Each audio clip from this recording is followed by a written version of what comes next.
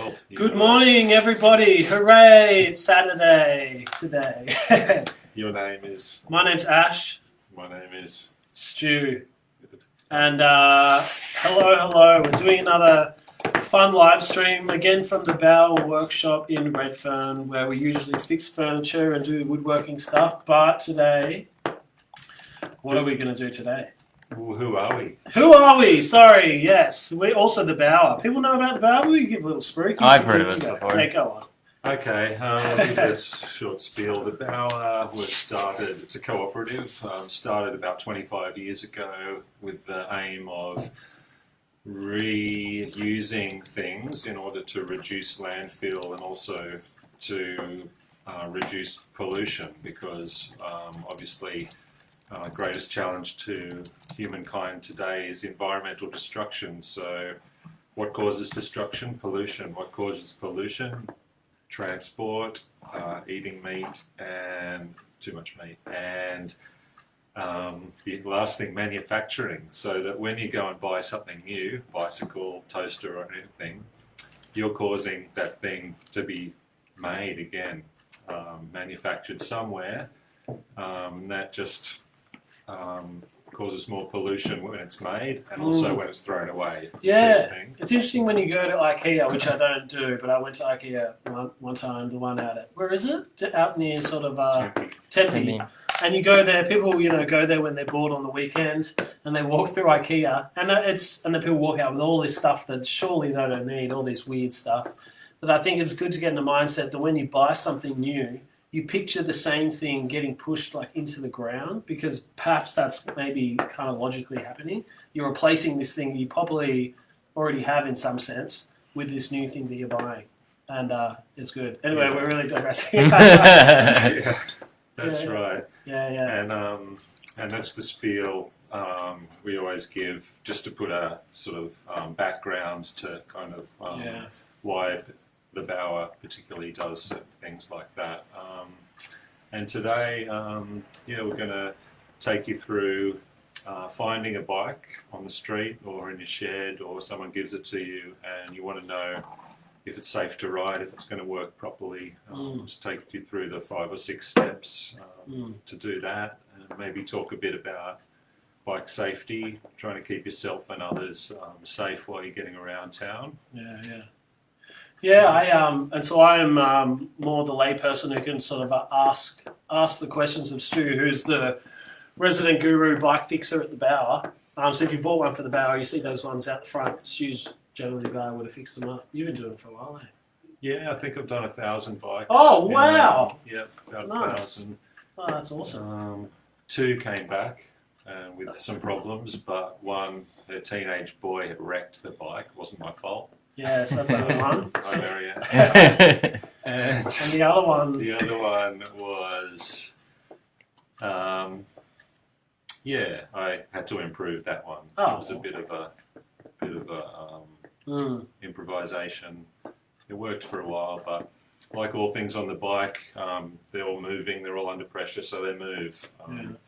And I'll show you how to adjust things, get them back working smoothly. Yeah, cool. Yeah, it'd be interesting to chat with you about that. I moved to Sydney maybe 3 or so years ago, and I've done the majority of my bike riding in Sydney. In the first, year, maybe 2 years that I was here, I was riding all the time, riding all over the place. I'm in Petersham, and I ride down to the beach quite often, like a few times a week. And I had friends like over on the north side, so you'd ride like through Darling Harbour over the bridge and stuff. Which is, learn lots of things about, and learning like about cities, a great way of riding around. But, yes. Yeah, it is. It is a great place to ride because of the temperature. It's a really good place to go. You can go a long way and see a lot of things.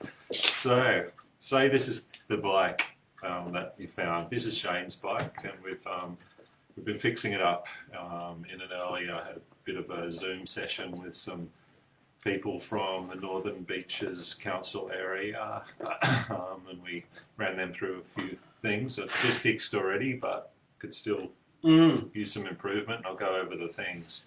We can talk about what we did as well to it, which would be really good. Yeah. Okay. So first things, you're going to get on your first. Actually, I'll show you how I like to work on a bike. So, bikes usually come in this sort of aspect. Yep. Or like laying on the ground. Or Yeah. like against the pole. Yeah. Up in a tree. In the ocean. Yeah. So I just let the bike go down like that. Just keep a straight back. Grab each wheel. Just get it up there. Mm. Be fine. Put it up. Now I can access everything. Turn the wheels, change the gears, etc.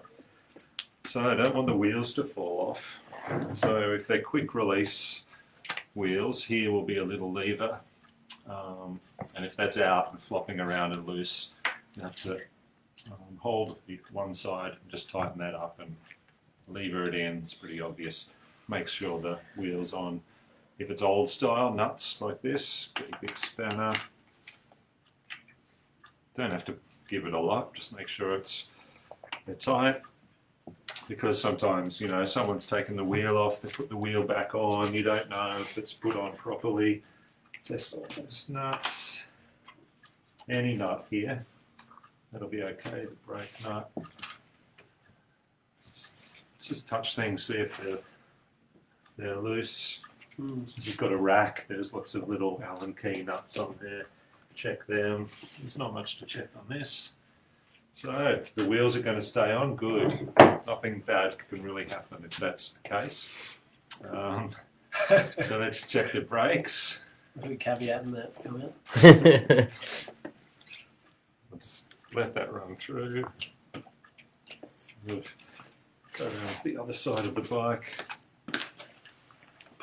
Pull the lever or the can't see it, but just pull the brakes. Just pull the trigger like that. Does it stop? Yeah. Yes, it does. But if it didn't, and say, kind of, if there's space on the front brakes, you want there to be almost no space between the brake pads pressing right up against the rims. Not touching, but almost there. So at the moment, I pull the lever down right to the handle. It only really stops when I get to the handle, so it's in a weaker position. I want to tighten that up. So how do I move the two pads closer to the rim? I have to tighten the tension on the cable. So it's two ways you can do that. One is on the brake lever here, there's a little windy thing, a little aluminium sort of screw. You can wind that out the hard way, but it sort of offers some resistance. If you want to loosen the resistance, just with your other hand, squeeze the brakes together and that'll take the tension off the cable. Wind that out a bit. And you can see there's still a bit of space between the pads and their rim. So I'm going to increase that tension a bit more by actually getting to the end of the cable, which is here, pulling the cable through so that when you pull the cable, brake pads will go tighter. Often this one is an Allen key sort of job. On modern bikes, you'll be using this Allen key to undo this. On a cheaper sort of bike like Shane's, use a spanner, so just loosen it off. And now you can see the cable can run through this bit here, hopefully. So see, they're really far away from the rim. Move it in till they're right close to the rim. Hold it on with one hand, tighten it up with the other. You don't have to do it don't have to put much force into this. It's soft metal, it'll hold. Okay. Now it's stuck. Now they're too close to the rim. And so I'm going to adjust that with the fine adjuster I was just on before at the brake lever. So now wind that in clockwise. And that will bring them apart a bit. Give it a couple of goes. and they're very close. There's a little bit of resistance. So what I'll do, I want to let the cable back through again, create a tiny bit more space. So I grab the cable with my left hand, loosen the nut a bit, and just let it through 1 millimetre. Just feel it going through your fingers. Tighten that up again, squeeze the brakes, go again. It's still too close, so I'll do that again. Grab the cable, loosen what's holding it, let it go through a couple of millimetres, tighten it up. And everything on the bike is trial and error, just keep on doing things. Okay, now I can see here on my right there's space between the pad and the rim. On the left pad it's touching. So use the tensioners on the side. It's a little screw going in at the base of this brake lever thing, and it's a Phillips head, and if there's space there you want to decrease the tension to allow it to go back this way. So you'll see what happens when you unscrew this one here. We'll move the pad away from the rim. It's going a bit more freely now.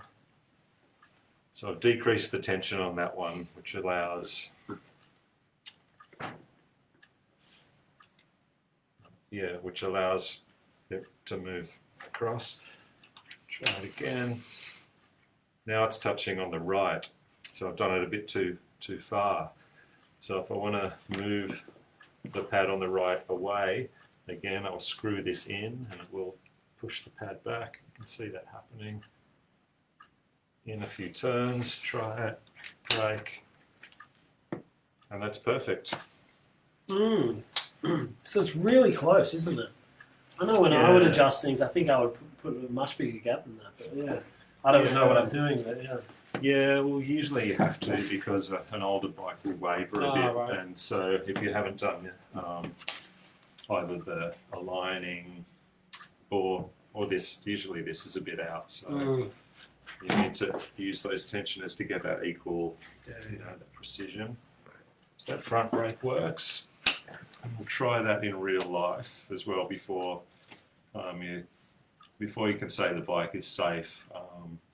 You have to get on it and get up a bit of speed, slam on the brakes or put on the brakes, and you should stop, within half a metre or something. You should be able to stop in that time, because of course when you're riding around the city, things happen within about a metre or two of you. They happen in front of you. A door can open and you're on a part of the road where you can't be on that part of the road. You can't stop, you're there. So you have to be able to stop before the door opens and pushes you into oncoming traffic or anything like that can happen. So I basically have the attitude that I will go slow enough so that I can stop within the sort of area of anything happening. Like sometimes I'll go on the footpath, so if there's a busy road, there's no space for bikes, there's parked cars and trucks coming. I'll just go on the footpath, but I'll go so slowly that if a child jumps out of their front yard onto the footpath, I can still stop them and, Yeah, and I guess the more you ride, like you find the appropriate routes that are more comfortable to ride, and I guess, I know I feel really uncomfortable riding along with where the doors come out. I mean, I try to hug to the left because I feel like a pain when cars are just sort of waiting behind you. You feel this sort of pressure that everyone's trying to get past. So I stay left, but then you've got this door problem. But I've never really thought about riding, or maybe I have, riding a bit slower depending on the circumstances, or regulating your speed a bit more. I mean, generally, I probably just try to ride as fast as possible so people get less annoyed at me. But, I think about it a lot. I mean, speed's always dangerous, has its own dangers. If you're going as fast as you can go on a bicycle, you have to be able to stop still within that area of what's going to happen. Yeah.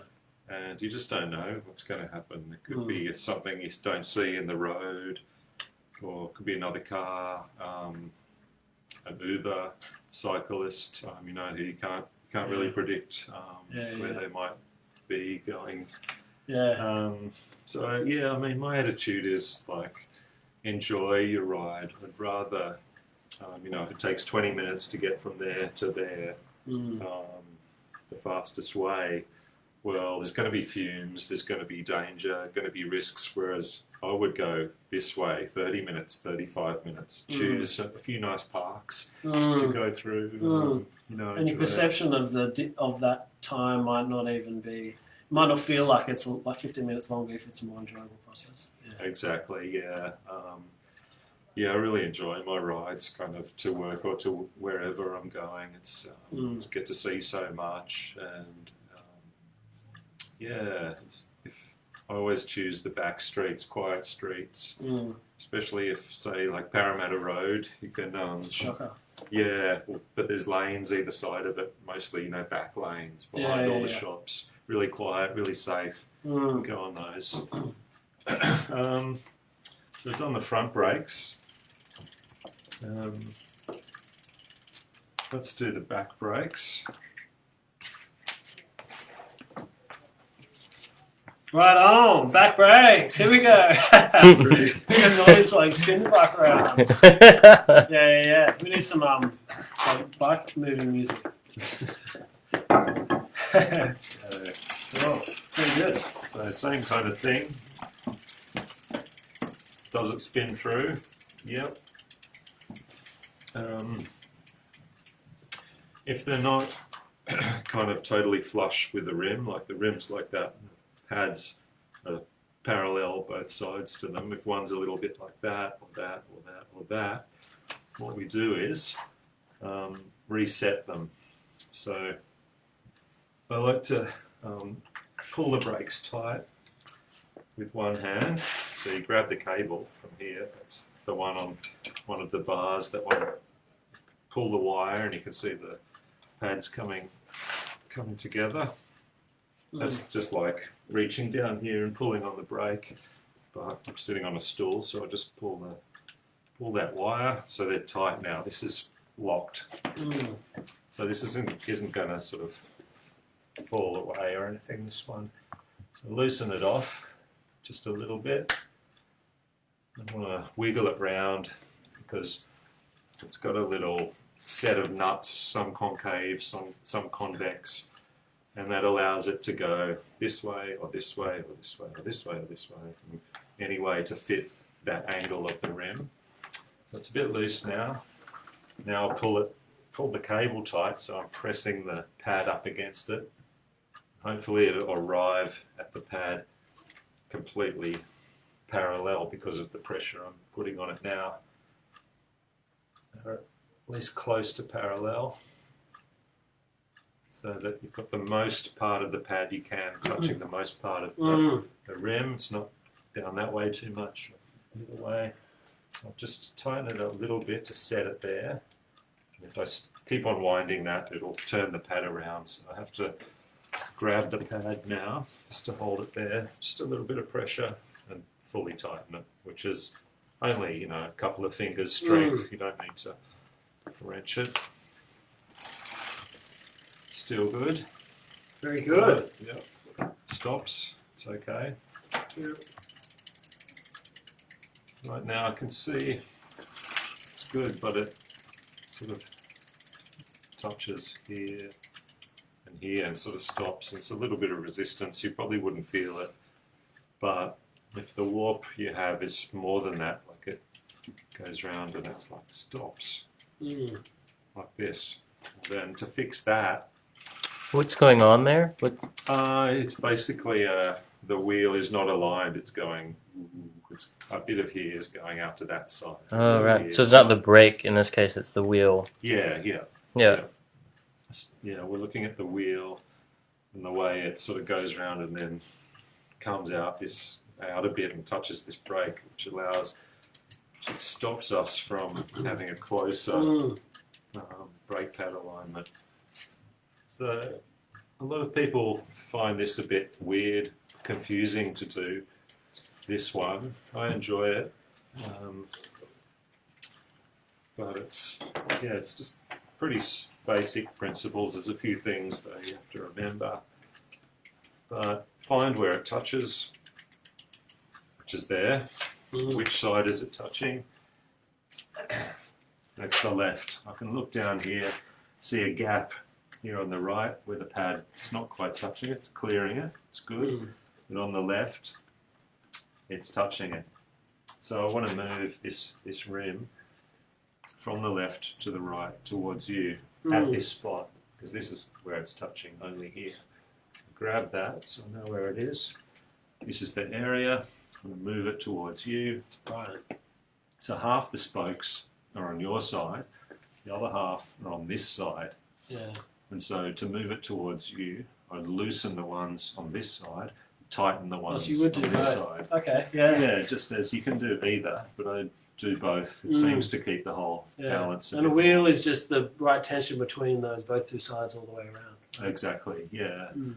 It's very approximate. You can lose one spoke here, one spoke here, a few spokes, and it's fine. Right. You can use the others to take up that tension. It's an amazing invention.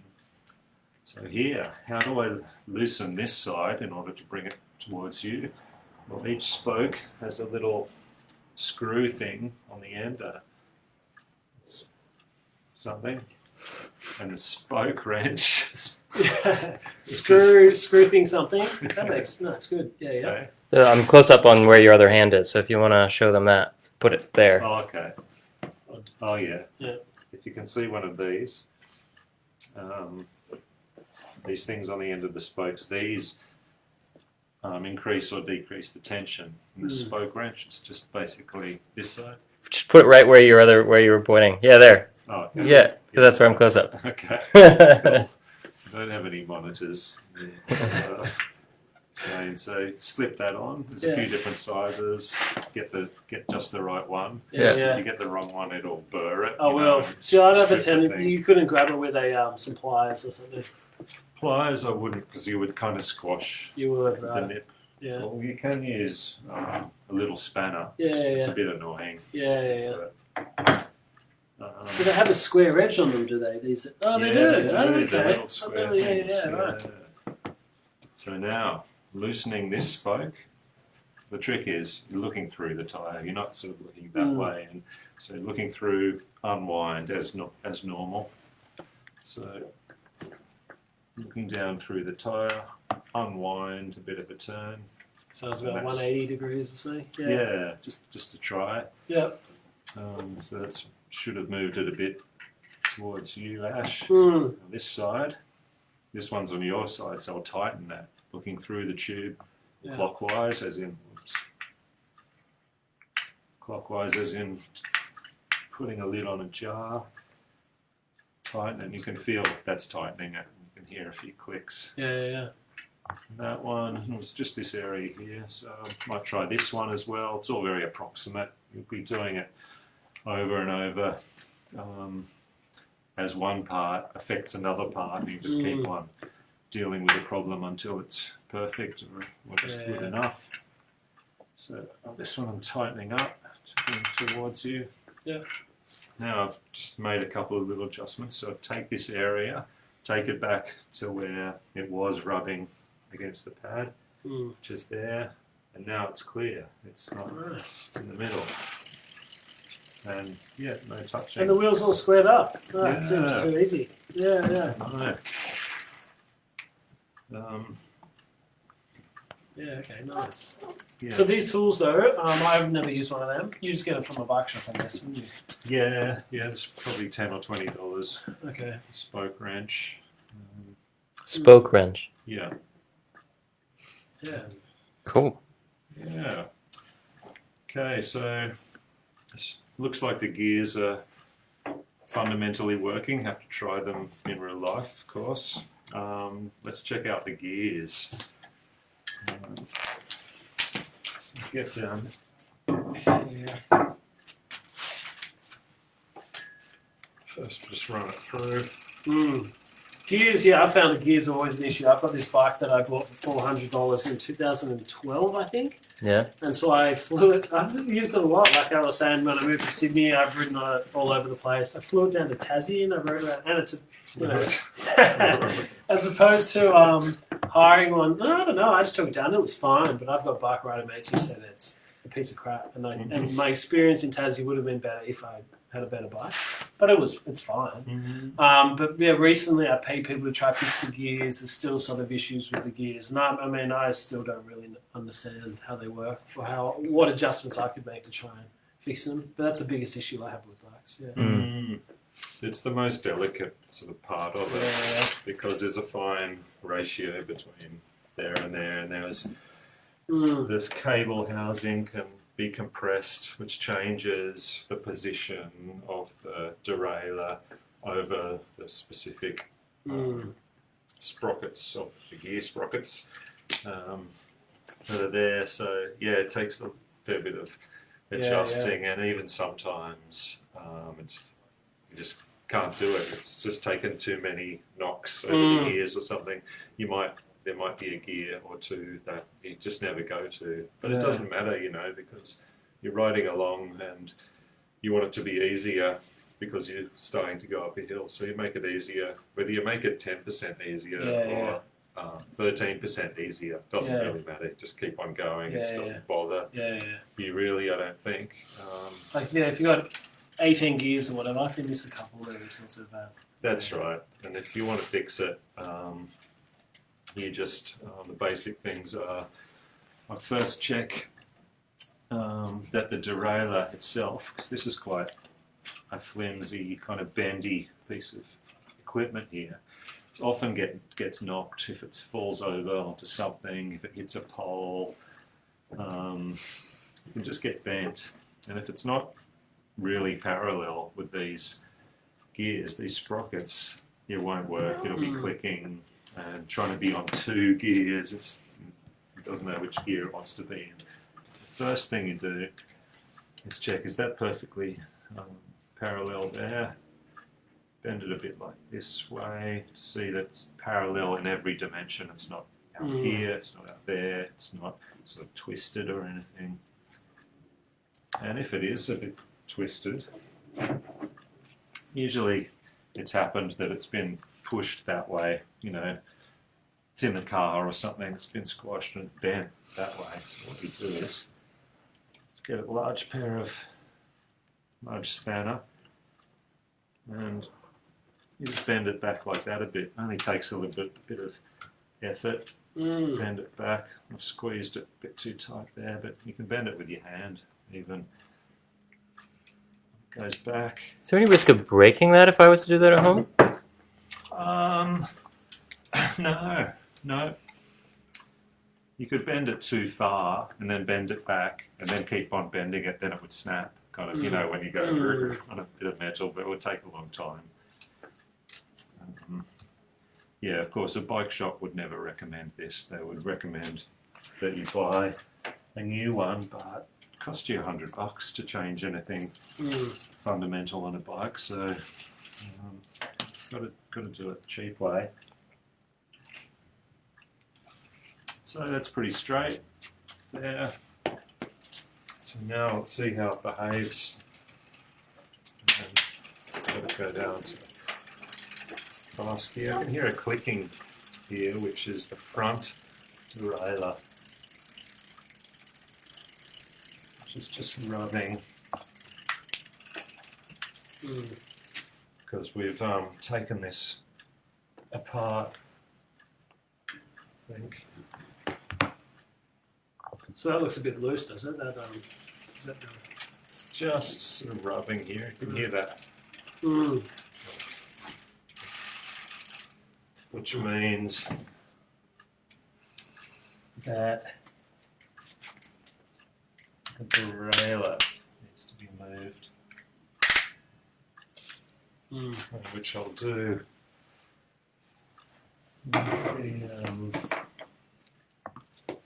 with a limiter. It's too limited often, one of these screws here. Yeah. Oh, wow. So this is a really new concept for me. These limiters on the gears that are as of this morning when Stu told me about them, and yeah, and it's common that the oh hello, we're back, and that the limiters are setting the ratio of how much the chain's getting pushed across either way. Yeah, they're setting a space outside which the Yeah. derailleur can't move, and yeah, we should mention that now that what we want to avoid is the derailleur letting the chain fall off this way. I'll show you, it's quite common, happens. But,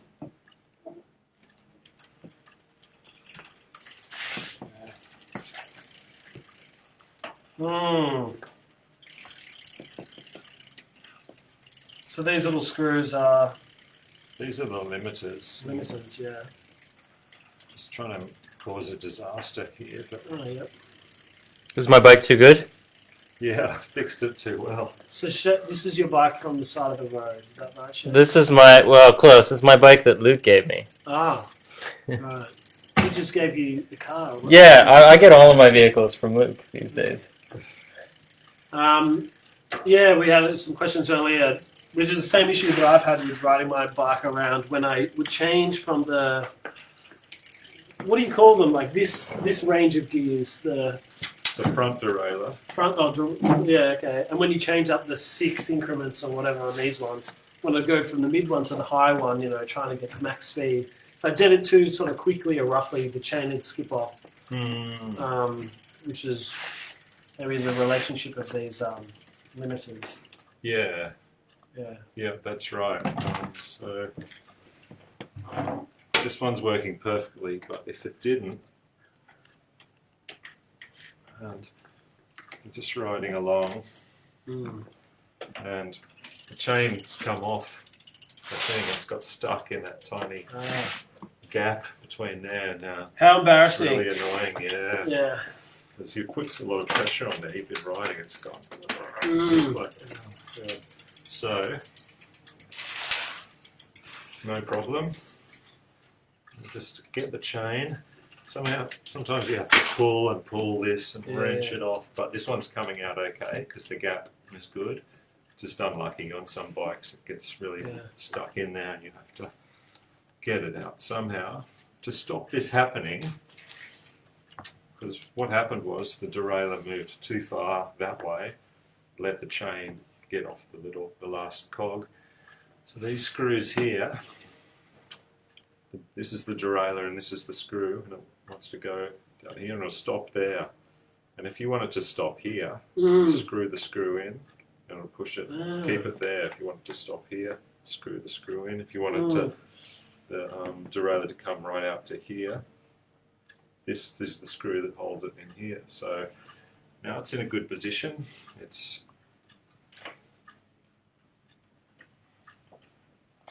wants to jump off, but put it manually just with my hand on the final cog. That's as far as we want it to go there. So get the screw, just send it in, screw it right in, and right at the end I'm screwing it, and you can see it pushing the thing across. I don't know if you can from your angle, but yeah, I can. yeah. So push it so that it's perfectly over the last one. Now it's not coming off. That's impossible to get off. Ooh, almost did then. Touch more. Okay, not that much. Yes, and it's not coming off. And so it could happen that side as well. That's why you had the 2 screws, one for this extent, one for this other extent. So I usually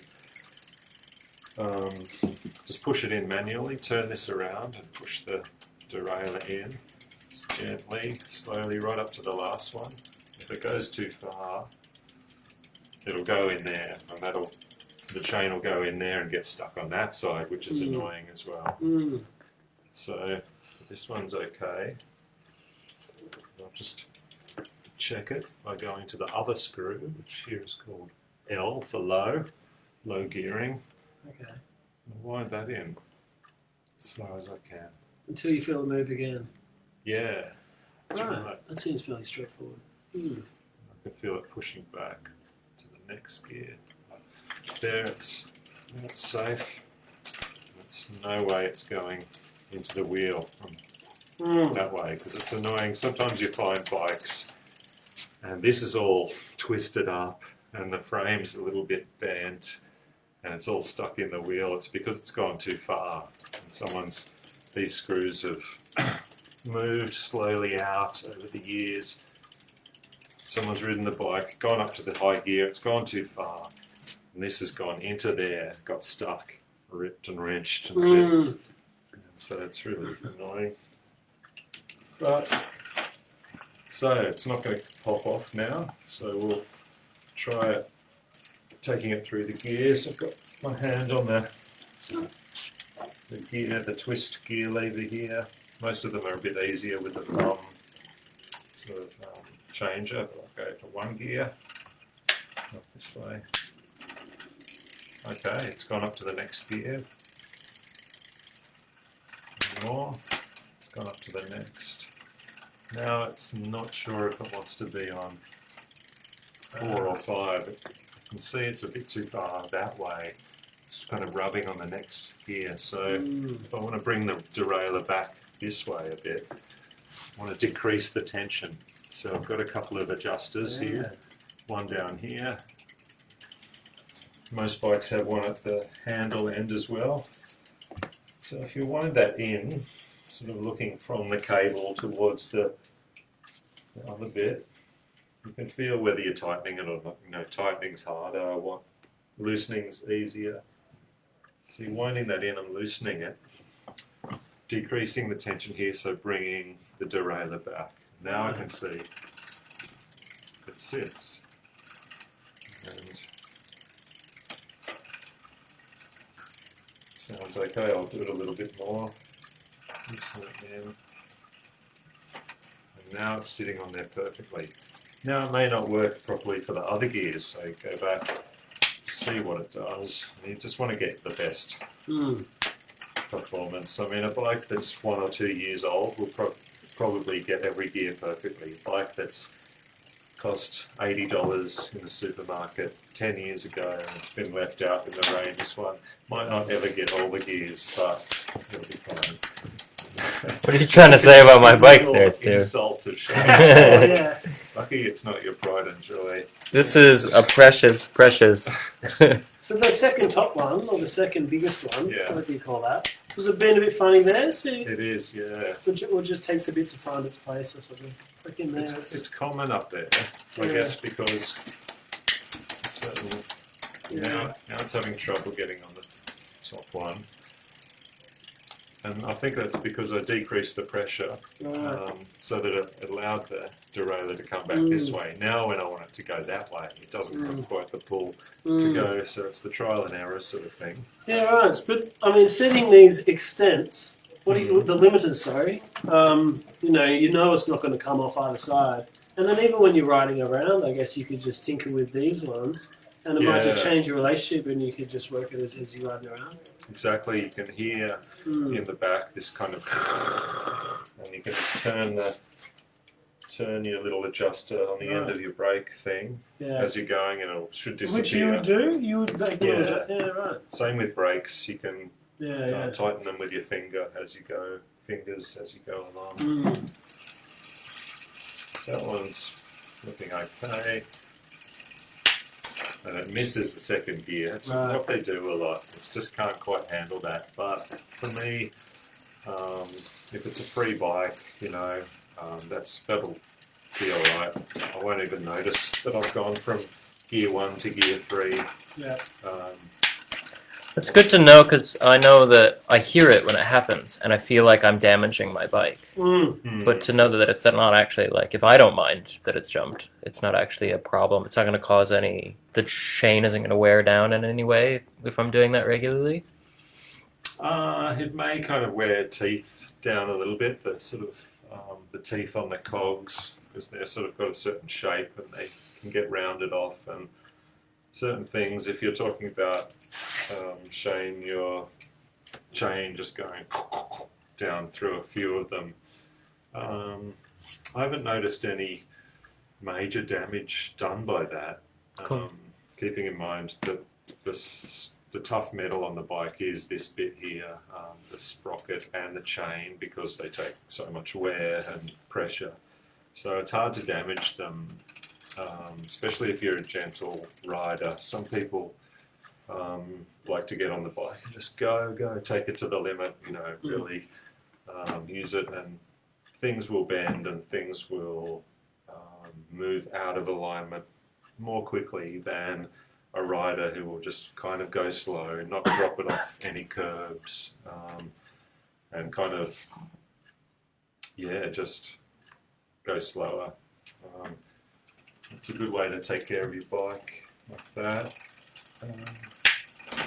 So it's going through the gears. Okay, 1, 2, 4, 5, 6, 4, 3, 2, 1. Yeah, often like there's a gear that you won't get on the way down. It seems like an improvement from when we started. Yeah. Also, I don't know if we touched on it at the start, if anyone's got any questions about their own bikes, because we're just sort of working through this in a logical way. You might have specific questions. Feel free to write in. Yeah, please interrupt with anything. I'm just going to... We haven't had any questions. We did have one person say Stu is a champion. That's nice. Is that a question? It's not a question, it's a statement of fact. That's great. More statements of fact about Stu. We are the champions. Yeah, I'm not doing much. I'm just holding this. Prop. Okay, Very good. so that seems to be fine. Now this front derailleur, I can do something here because I've found that the cable itself is kind of floppy. It's got a lot of space here, a lot of give. Not like this one, which is perfect. Right. So this is where the cable ends from the handle to change the gears on this middle derailleur. Often it's an Allen key one, sometimes it's a spanner. This is a spanner one. So I'll undo this nut that's holding the end of the cable. So I want to pull it through, get rid of that slack.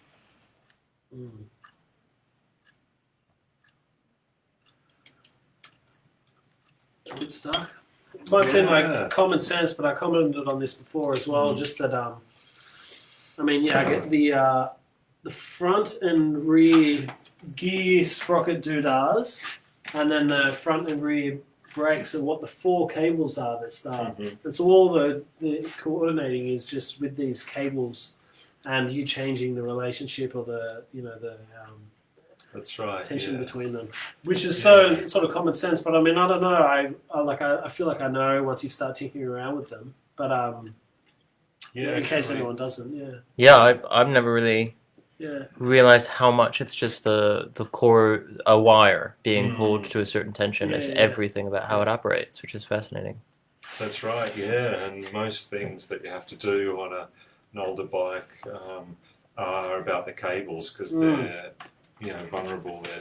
They're not solid. They kind of move, and they get stuck. If a bike's sort of outdoors, especially if it's in this position, the water goes down here, it pulls in the bottom of the cables, gets rusty, gets stuck, just grows, and it can become just one thing after about 5 years. Yeah, we had to do that with this bike earlier. We had to kind of clean up one of those. Which you used tinfoil for that, didn't you? Aluminium foil?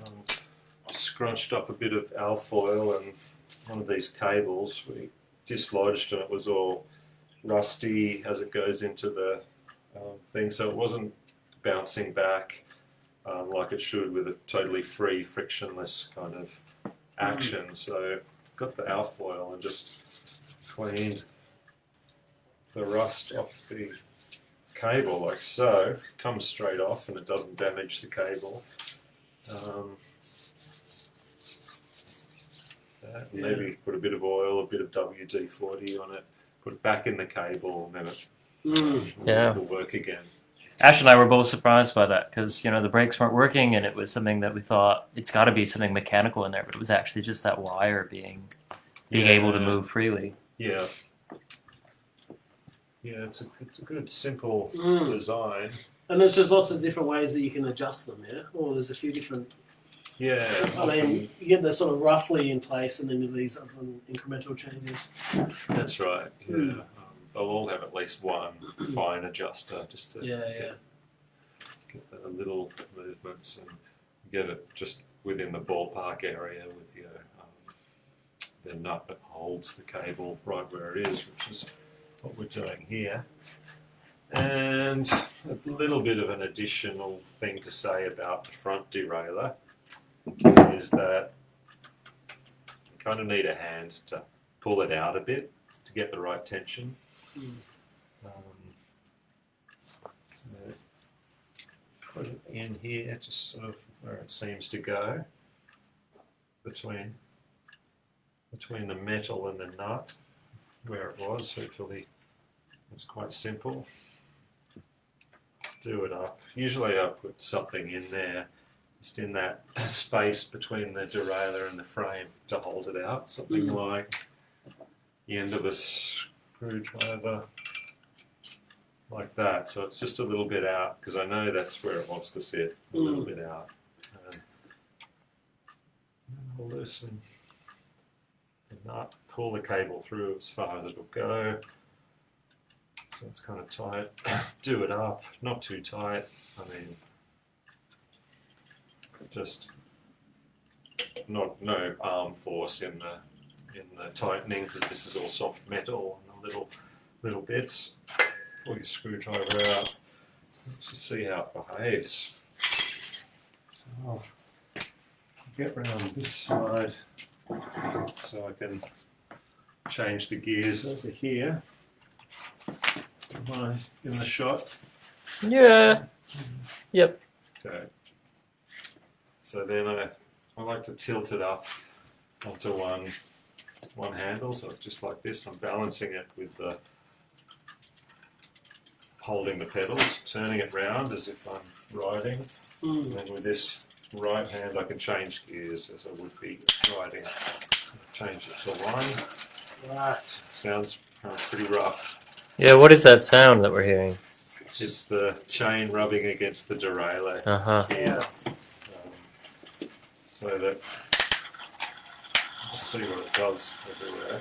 And that derailleur looks like it could get a bit bent and wobbly at some point as well. Exactly, yeah. And a common problem is this front derailleur is not parallel with these ones. And it may be slipped down a little bit, might have slipped up a little bit. So I'm often moving this one just down a few mils or up a few mils. No, let's just hold on to the bar with this. Yeah, okay. So you can loosen it on this side and just reposition it. Has to be parallel and kind of in this one position. You can easily tell where it's meant to be because the paint is kind of marked where it's been put on there. Let's see what we've got here is I'll put it in the lowest gear, like I want to go up the hill, so it should be on the little wheel here. It's not going down there. So it's either because of the limiters to things keeping it in here, this area here, or it's the tension. Now I can feel the tension here, because this is the cable. You can see it moving it. I can feel that it wants to be a bit more slack. It's in the most relaxed position. So I'm going to see if I can loosen this cable. I should watch that derailleur move that way and engage with the lower cog we want to get. So I'm going to loosen it off down here. Most bikes have a little adjuster on the gear thing here where you can twist it, and you twist it in the way that's easy, so you're reducing tension. Then you should see the derailleur come out, but I think this one's been wound in as far as it can go. So what we'll have to do is decrease the tension of the cable at its end, which is here, the one I was just doing up. And so I pulled it through, trying to get it perfect, but it's too tight. So what I do now is with my left hand I hold the cable right where it goes in.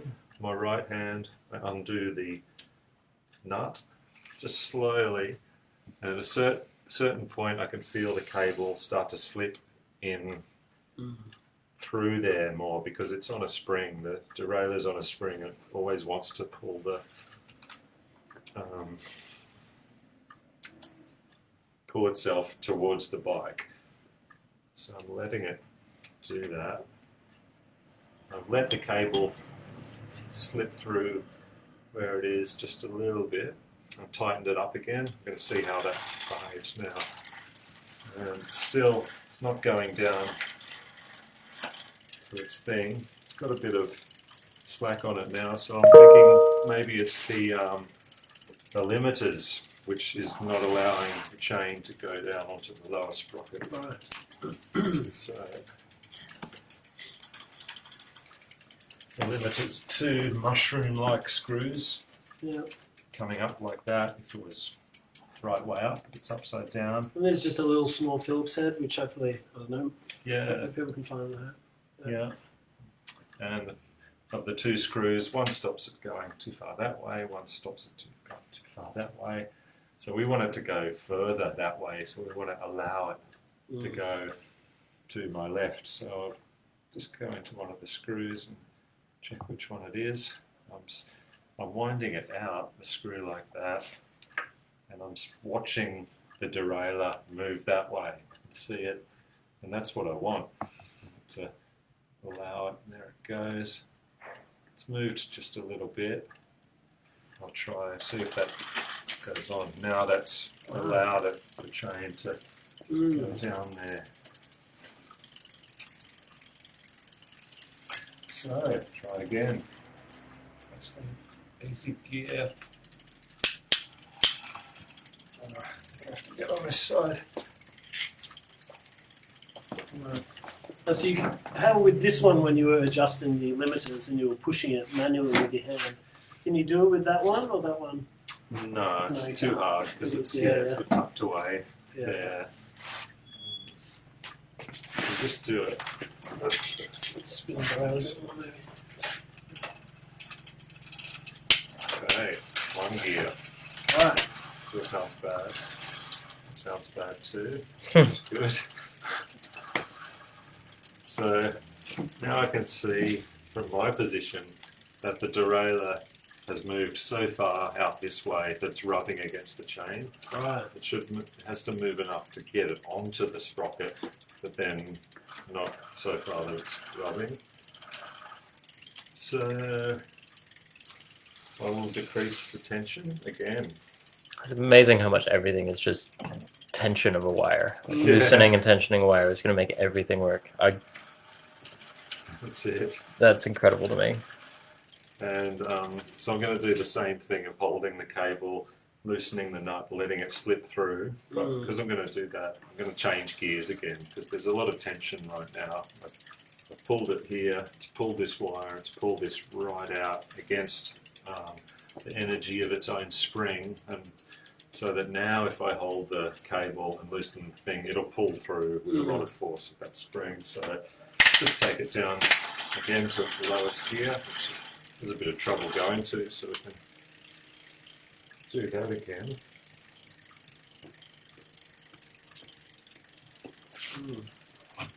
So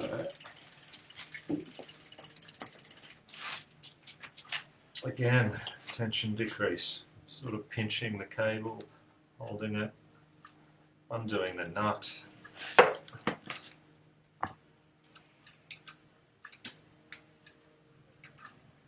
Feel it pull through.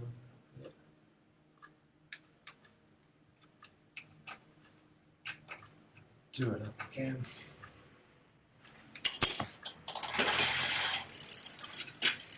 Oop. Okay.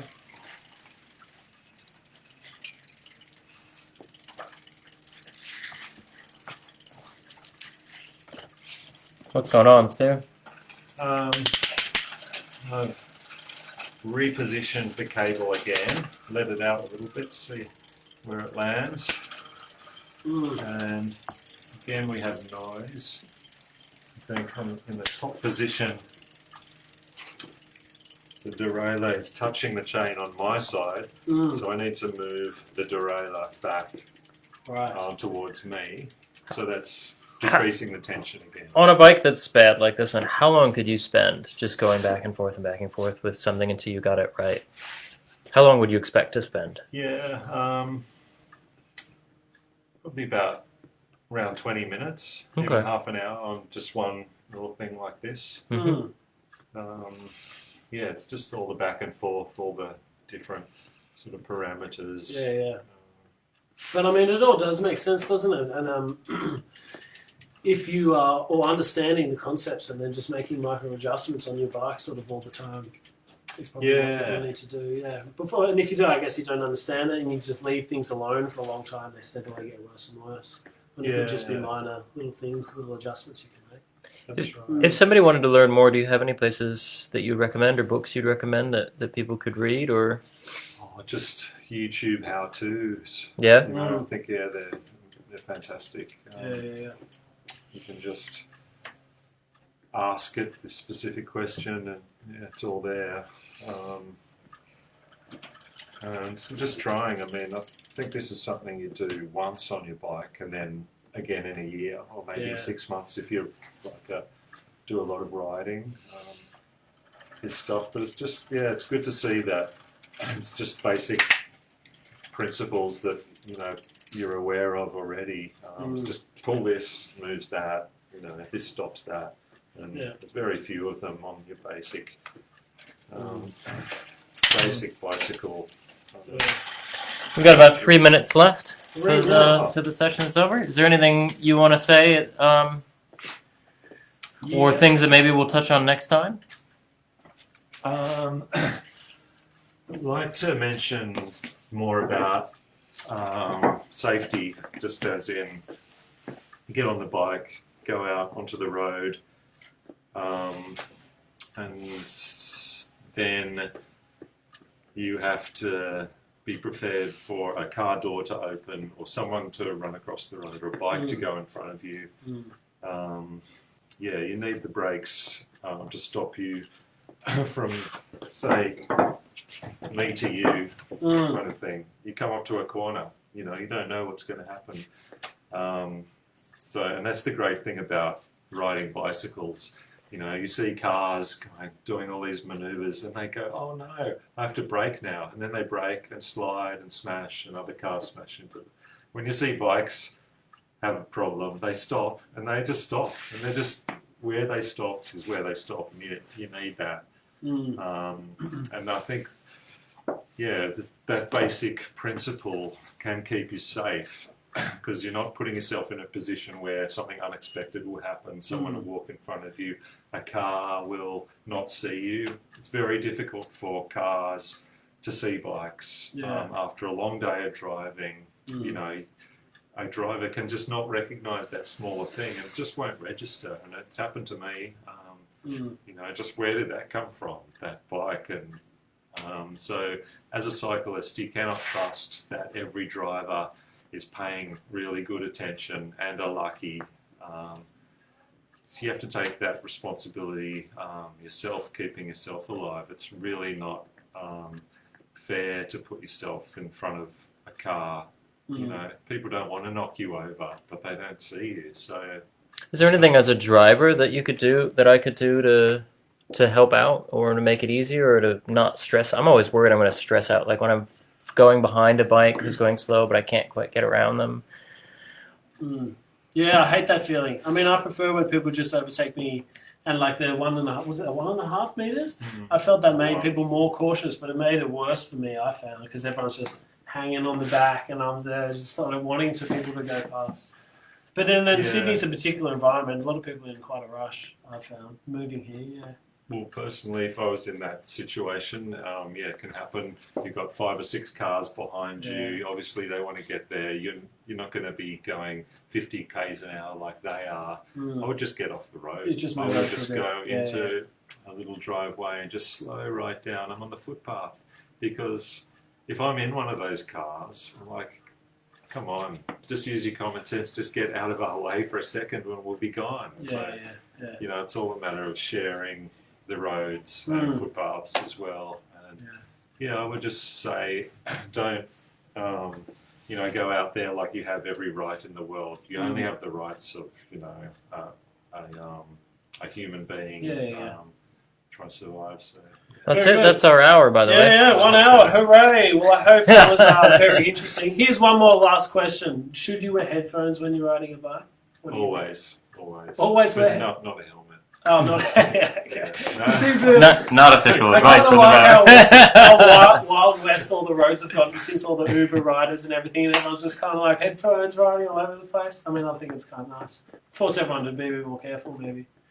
Yeah, well, I wear headphones. Yeah, sorry, I should have brought more Okay. things up. I mean, We do need to wrap up, so I'm just going to quickly. Next Ash, one. do you want to run through the end of? End of what do I want to run through? The end of what? So we got another session. Oh, we have another session coming this Monday. Is that right, Shane? I'm not entirely sure. That's with the council. So the next live session is going to be on Saturday. Oh, next Saturday, which is another woodworking one, I'm assuming.